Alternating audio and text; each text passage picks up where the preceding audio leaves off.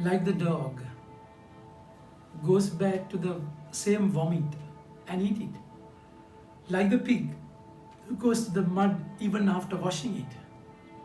The nature going back to the former sin. It's a terrible way of dealing with the problem. Today we find exactly the same thing happen in Peter and other disciples' lives. They go back to the river, the sea, Tiberias, and they started fishing again.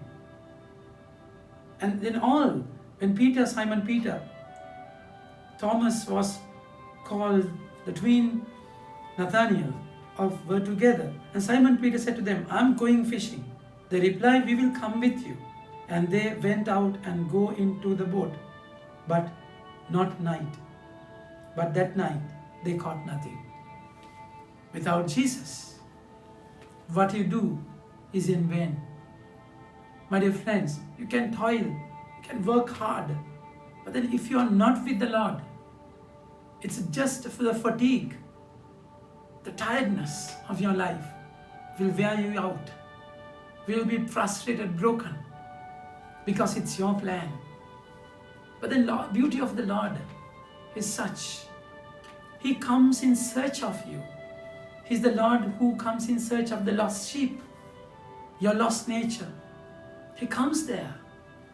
Like a mother, He prepares a heart and set the fire, and He was cooking. My dear friends, what a loving move of the Lord. Our God the Father is a loving mother also. So Jesus is doing this to welcome them again, calling within a calling. But then He gives them another experience, like the former one.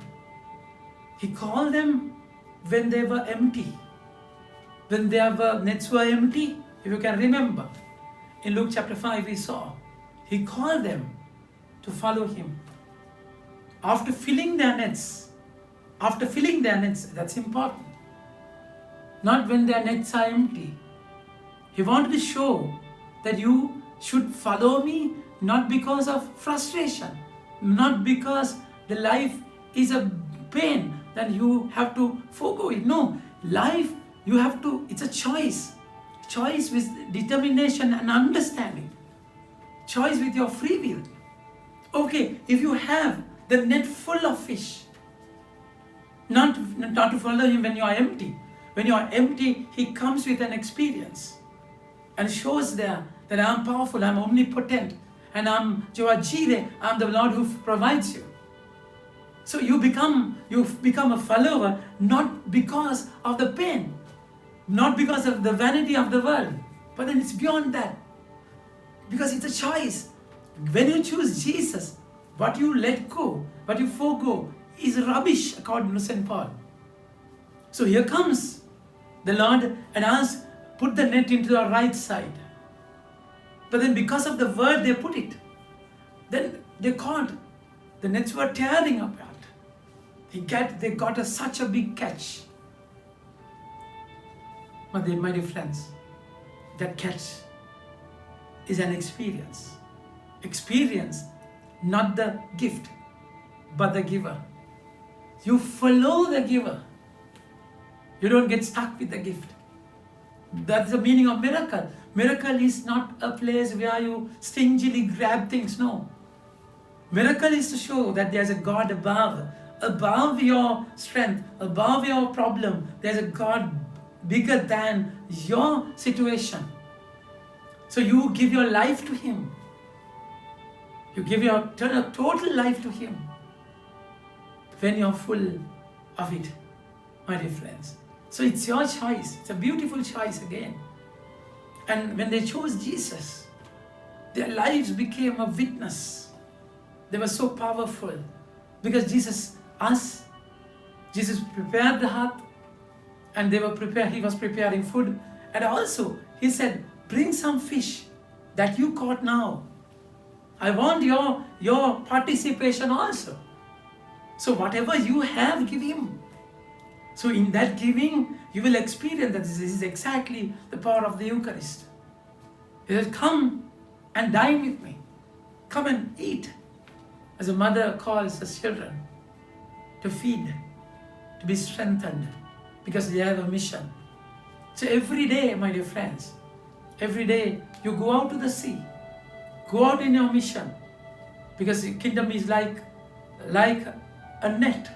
So you catch people, and at the end you come to the shore, even with your frailty, failed nature. Jesus is there at the shore. Prepare the meal, the Eucharist, the Word of God, to nourish you again, because next day you have to do the same thing. You need this strength. So with this strength only, we find in the first reading, even they were imprisoned because they became witnesses. But then they were so bold. Their pain, their imprisonment, even though they were imprisoned, about 4,000 people were converted. They just believed it. And they were witnessing at the verge of death also. Because they say, you witness this crippled person walking now, not because of anything else, because of Jesus, whom you crucified and killed. So we become the witnesses. None can stop us. So it's the way they catch men, not people, not fish, but men. My dear friends, it's a calling within a calling. It's our nature to go back to the old self, old nature. But then Jesus will come in search of your brokenness. Jesus will come to your broken land. He will come in search of the lost sheep. It's beautiful. Listen to him. Even when they were in the sea, no one realized that it's Jesus. But then the one, Jesus, the disciple whom Jesus loved, identified it. So if you are connected, you'll be able to see beyond perception. You'll be able to understand beyond your understanding, because you are in the connection. His beloved disciples does not have a name. You are called to be that beloved disciple. If you are connected to the love, to his love, if you are connected to him properly, you will see him through the storm. You will see him even on the cross. You will see him because you have heard the voice of his heart, that he loves you, come what may. You live in his love. More than law, love will complete you. Love will give you strength. Love will show you the way. Love will sustain you. So be the disciple whom Jesus loved and experience him. Follow him again.